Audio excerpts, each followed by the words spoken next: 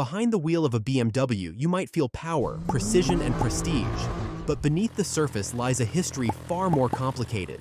A brand that today dominates streets and racetracks alike began with warplanes, industrial pivots, and a past it rarely puts on display. BMW's journey from obscurity to global icon is anything but ordinary. But how did this company, once entangled in war and nearly wiped off the map, transform itself into the symbol of power and prestige we know today?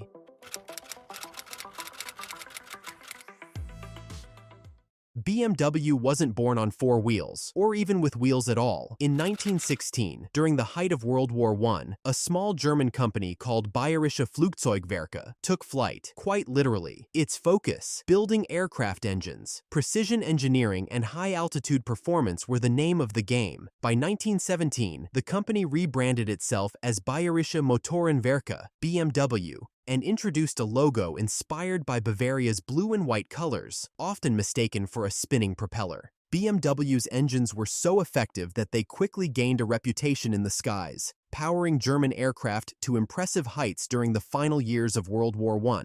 But just as the company was gaining altitude, history pulled the throttle. In 1919, Germany's defeat brought with it the Treaty of Versailles, a sweeping set of sanctions designed to cripple the nation's military capabilities. One of its strictest conditions was a complete ban on aircraft production. That meant companies like BMW, whose core business was designing engines for warplanes, were suddenly outlawed by international decree. Stripped of its wings, BMW needed a new direction fast. They made everything from furniture and farm tools to small engines, whatever kept them afloat. But it wasn't until 1923 that BMW found a product that could keep it alive: the R32 motorcycle. With its iconic boxer engine and shaft drive, it wasn't just a machine, it was a mechanical statement: reliable, fast, and technically refined.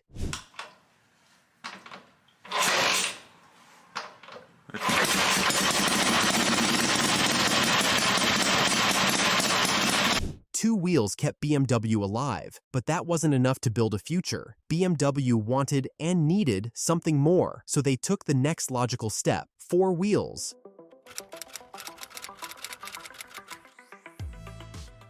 In 1928, BMW entered the car business by acquiring Fahrzeugfabrik Eisenach and the rights to produce the Austin 7, rebranded as the Dixie 315s. It was modest, but marked BMW's official shift from two wheels to four. By the 1930s, the company was designing its own stylish saloons, but as Nazi Germany ramped up for war, the company returned to its roots in aviation, supplying high-performance aircraft engines for the Luftwaffe and military vehicles for the Wehrmacht. Beneath the engineering achievements was a grim truth. BMW, like many others, used forced labor from prisoners and foreign workers under inhumane conditions. After Germany's defeat in 1945, BMW faced collapse. Its factories were destroyed or dismantled, and the company was banned from producing motor vehicles. A slow recovery began in the early 1950s with motorcycles and expensive luxury cars, but neither gained traction. Then came the Isetta, a tiny, quirky microcar licensed from Italy.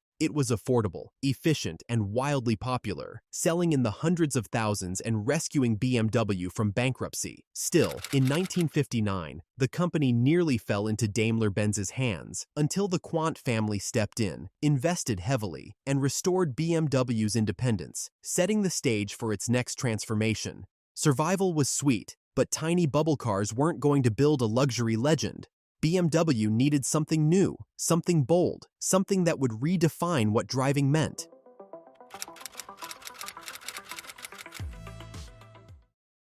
By the early 1960s, BMW had clawed its way back from the edge, but it still lacked a clear identity. Motorcycles sold steadily, but the sedans lacked identity, and BMW needed direction.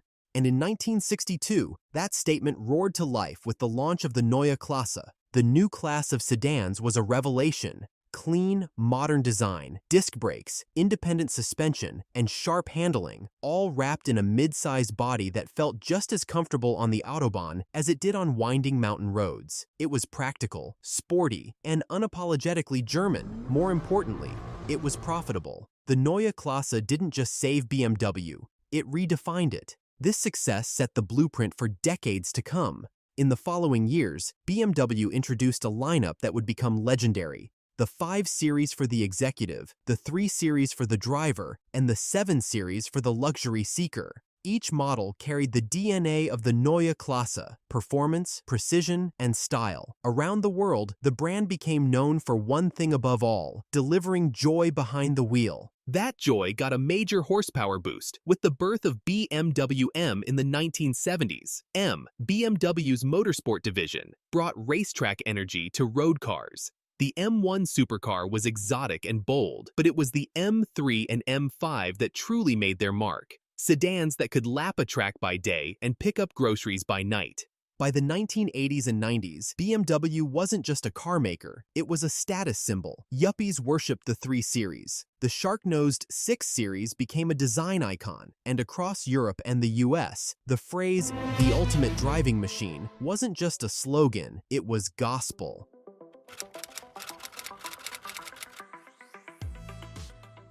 By the mid-1990s, BMW was riding high, respected, profitable, and firmly established as the go-to brand for anyone who wanted luxury with a pulse. In 1994, BMW made a bold move by acquiring the Rover Group in the UK, a portfolio that included Rover, MG, and Land Rover. But it was a costly misstep. Rover was drowning in losses, hampered by outdated models and internal dysfunction. By 2000, BMW had seen enough. It sold off most of Rover, but not before taking one very valuable souvenir: Mini. That quirky little British brand was about to get the full Bavarian treatment.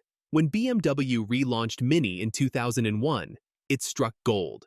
The new model kept the retro charm, but added precision engineering and a dash of performance.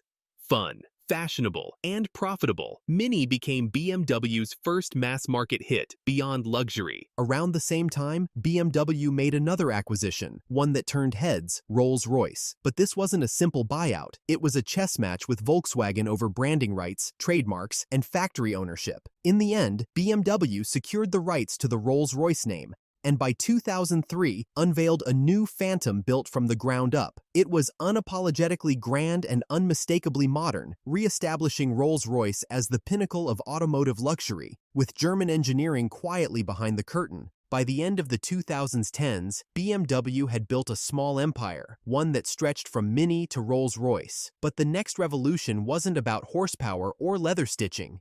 It was coming on silent wheels, and it would challenge everything the brand stood for.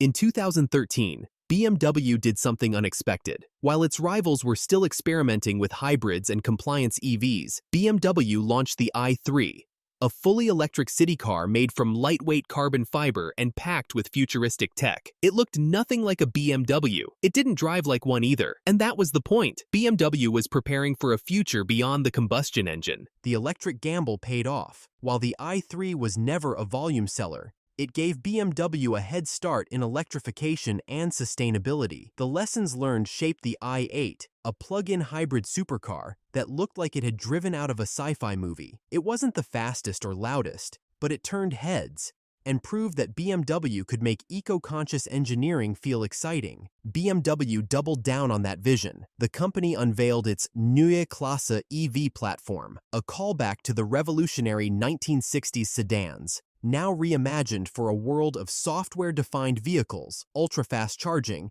and circular sustainability. From rethinking battery design to building carbon-neutral factories, BMW was engineering the future with the same precision that once launched it into the sky. Even as BMW charges into an electric future, it hasn't lost sight of what made it iconic. The M division continues to push the limits of performance. Mini keeps its playful spirit with a modern twist, and Rolls-Royce glides forward, silent, luxurious, and unmistakably elite.